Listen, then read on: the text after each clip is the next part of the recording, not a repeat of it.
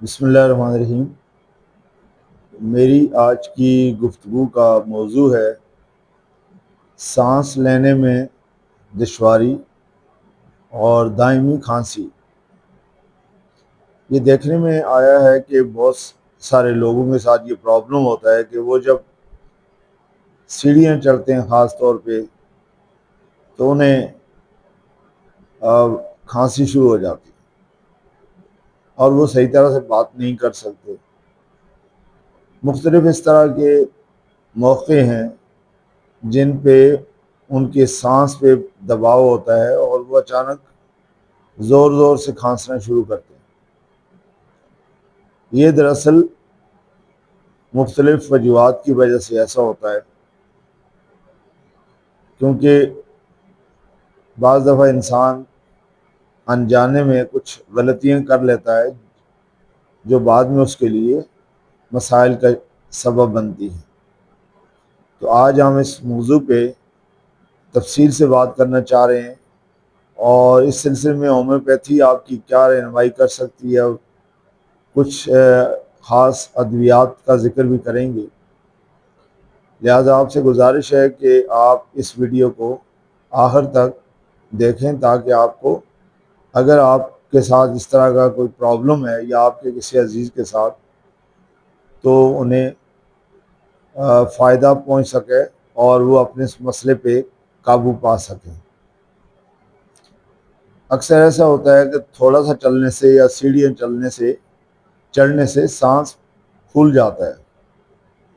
رات کو سوتے وقت اچانک اٹھنے والی شدید کھانسی بہت تنگ کرتی ہے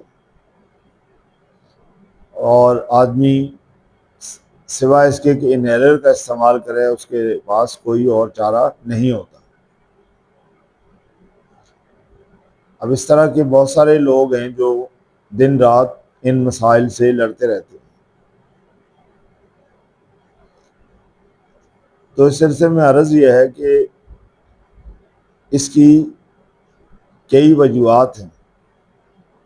اگر ہم ان وجوہات پہ جان لیں اور اس کے مطابق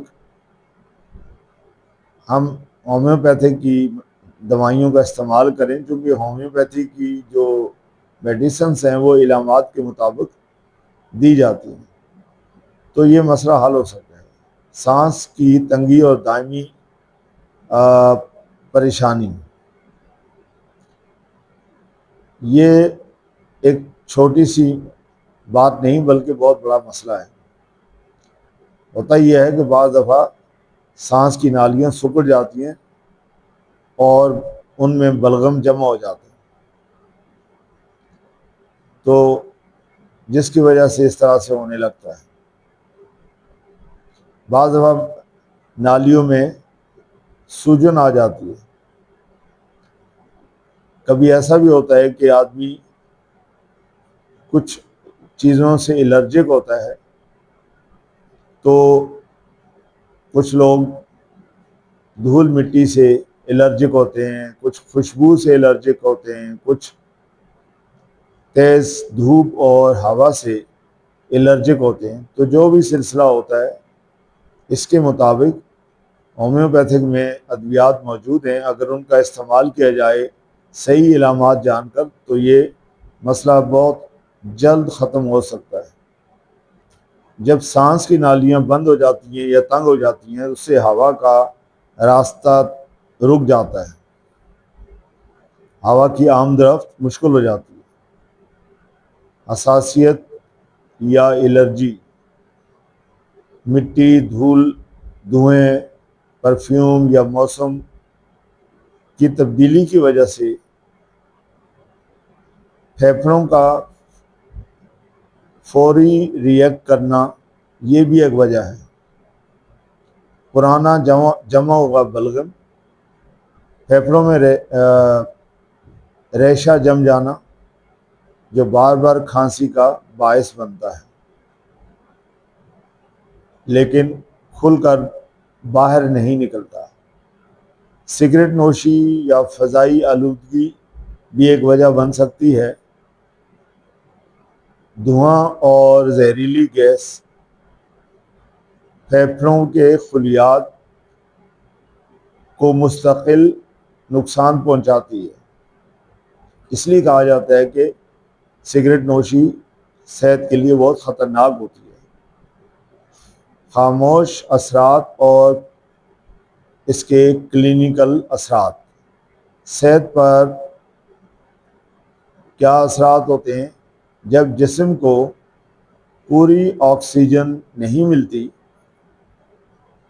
تو دل پر دباؤ بڑھتا ہے، چہرہ اور ہاتھ پیر نیلے پڑ جاتے ہیں اور انسان مستقل تھکن کا شکار ہو جاتا ہے۔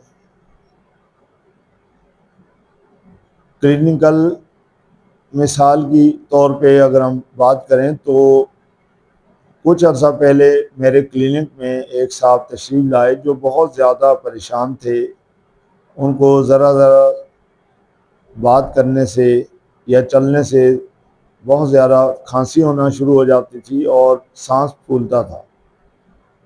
میں نے ان کی ہسٹری لی، تفصیلاً اس کا معائنہ کیا اور اس وقت جو انہوں نے علامات بتائیں ان کے مطابق انہیں دوائیں تجویز کیں۔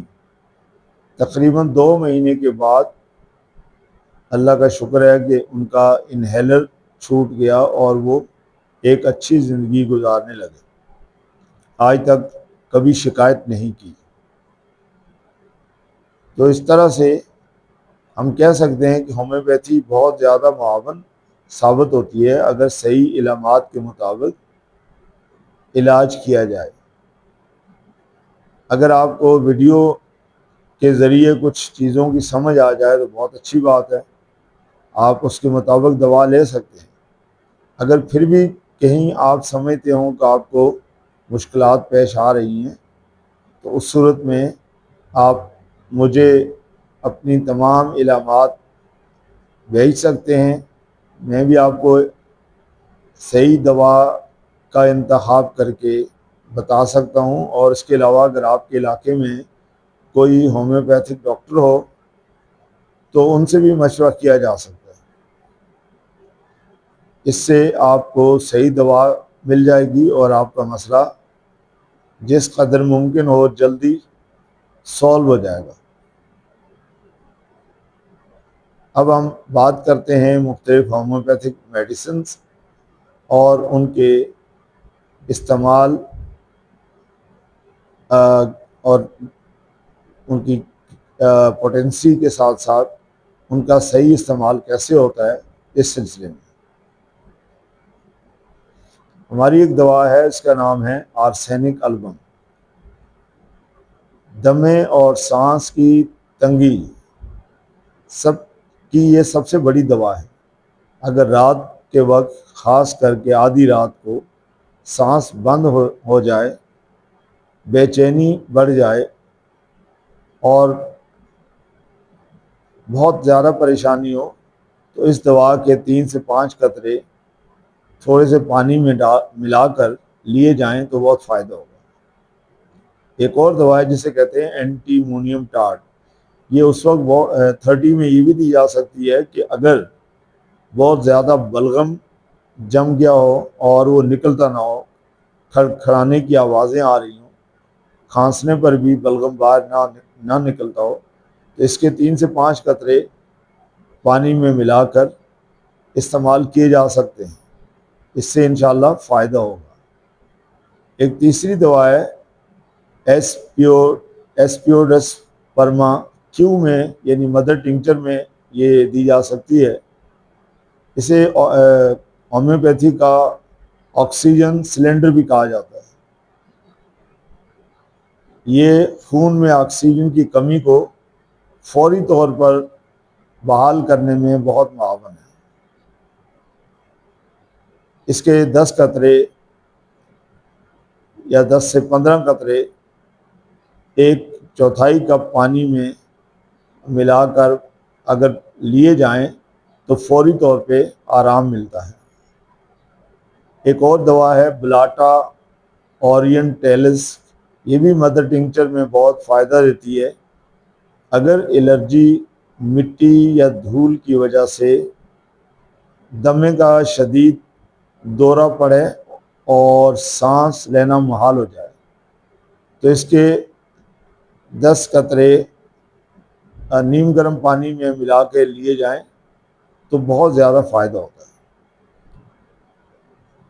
اب آخر میں کچھ احتیاطی تدابیر کے بارے میں بات کروں گا جو کہ بہت ضروری ہے۔ دوا کے ساتھ ساتھ ٹھنڈے پانی اور کھٹی چیزوں سے پرہیز کرنا بھی بہت ضروری ہے۔ دھول مٹی میں ماسک کا استعمال نہایت ضروری ہے اور نیم گرم پانی پینے کی عادت ڈالنی چاہیے۔ اس طرح کے مریضوں کے لیے یہ بہت ہی افیکٹو ہے۔ ہومیوپیتھک علاج کو جڑ سے اکھاڑ پھینکنے والا علاج کہا جاتا ہے۔ اس کا کوئی سائیڈ ایفیکٹ نہیں ہے۔ ہمیشہ کے لیے مستند ہومیوپیتھک ڈاکٹر کے ذریعے ہی علاج کروایا جائے۔